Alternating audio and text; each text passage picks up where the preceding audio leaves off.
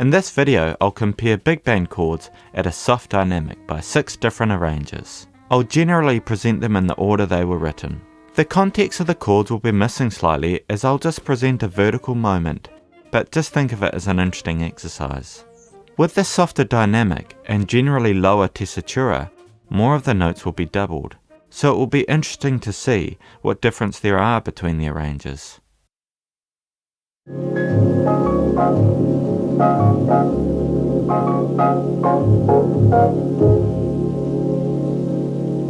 This beautiful chord is at the ending of Robin's Nest. I've previously featured it on my Warm Chords video. The instrumentation of the chord is clarinet, 4 saxes, 2 French horns, 3 trumpets, 2 trombones, tuba and rhythm.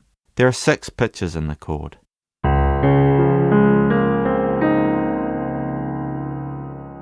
Because the chord is really low, all of the pitches are doubled. The E flat is doubled by clarinet and trumpet, the C is doubled by alto sax and trumpet, the A flat is doubled by tenor sax and trumpet, and so on down the chord. There is one outlier with the 6th of the chord, B flat. There are 2 French horns on the pitch, and unlike the other notes, they aren't doubled by any other timbre. French horns are the ideal instrument to play the 6th, which is nestled tightly between the 5th and 7th, as they are so creamy and sweet that they just blend and thicken the texture without making it obviously dissonant. I've seen Ravel use horns in this way before. It's an interesting trick.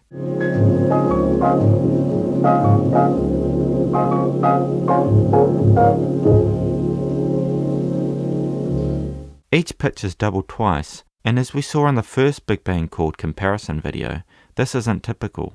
You could definitely argue that the melody isn't really a melody in this example, as the piece is ending, and the piano fills are the melodic interest.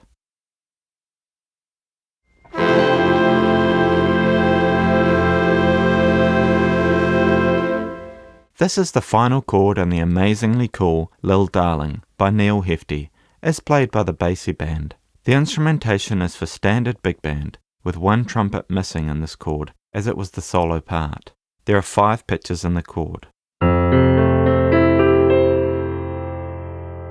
Like the Gil Evans example, a lot of the pitches are doubled. The saxes have a nicely voiced open chord. All of the pitches of the chord are represented, and they are spaced beautifully. As we saw in the chord by Gil Evans on Robin's Nest, the top reed, in this case the alto sax, often doubles the top trumpet when the tessitura is lower.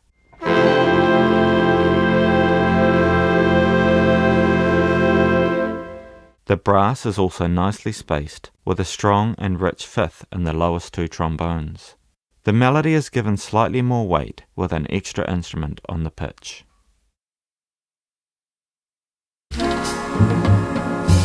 From the great Such Sweet Thunder suite comes Half the Fun, aka Lately. I asked David Berger whether Duke or Strayhorn arranged this piece, and he said Strayhorn.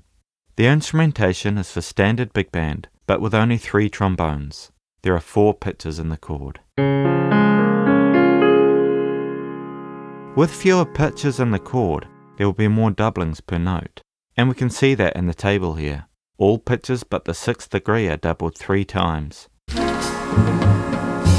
Interestingly, the baritone sax is playing a higher pitch than the 2nd tenor sax here. Throughout this section, the 2nd tenor sax is playing an octave down from the melody, which sets it below the baritone sax in this closed voicing. Each section is in a closed voicing. If you haven't heard this suite by Ellington and Strayhorn, go and listen to it now. This tasty quiet phrase after a loud tutti chord is very swinging. This is another one of Sammy's swinging charts from the album Basie Straight Ahead. The instrumentation is for standard big band. There are 5 pitches in the chord. Like in the Neal Hefti Lil Darlin example, the saxes are in a nice open voicing and represent every note of the chord. They are also lower than the trumpets, which is often seen in big band voicings. This could well have been to try and keep the tutti chord as quiet as possible after the loud part heard just before it. The trumpets and trombones are both enclosed voicings, with no root pitch in the trumpets, so as to avoid a minor second between the flat 9 and the root.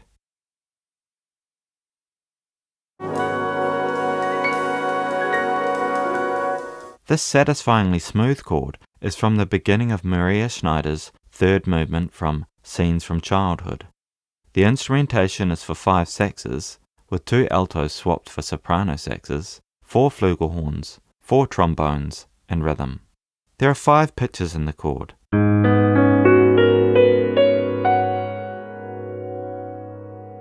In the table, I haven't included the guitar pitches as the guitar sustain dies off quickly compared to the horns.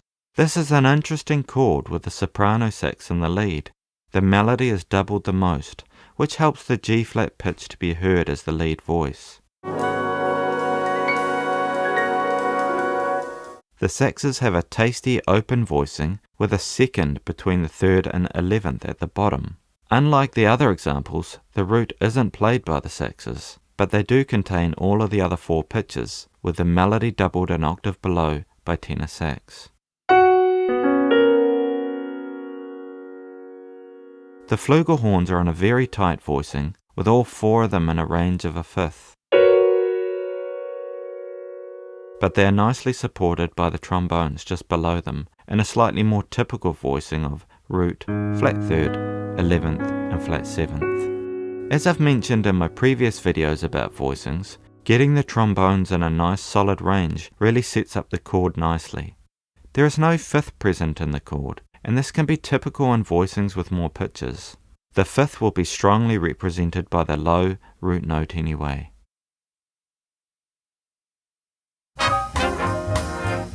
This chord is from a tasty soft jump chorus in David Berger's Stompin' on a Riff.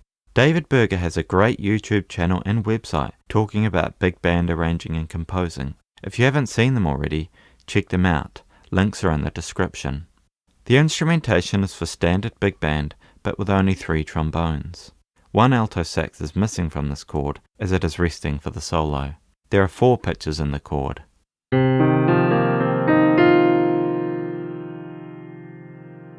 Like a lot of chords in the soft jump chorus, there is no root in the horns. This is typical for a lighter style of voicing, where you let the bass play the root, similar to a rootless piano voicing. This technique is great for nimble passages such as this one.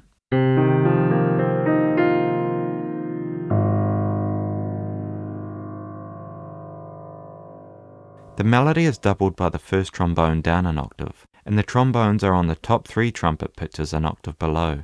Like the Sammy Nestico voicing, the top sax isn't on the top trumpet voice. The saxes are in close position, with the baritone sax on the melody an octave below. And that concludes the examples. Due to the softer dynamic and lower tessitura, most of these chords were voiced more simply than the loud tutti examples in the other video. Still, it's nice seeing how different the voicings were from each other.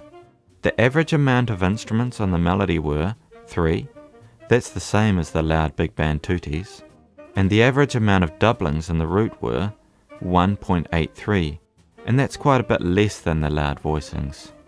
If you enjoyed the content, please subscribe and leave a comment if you have questions or suggestions.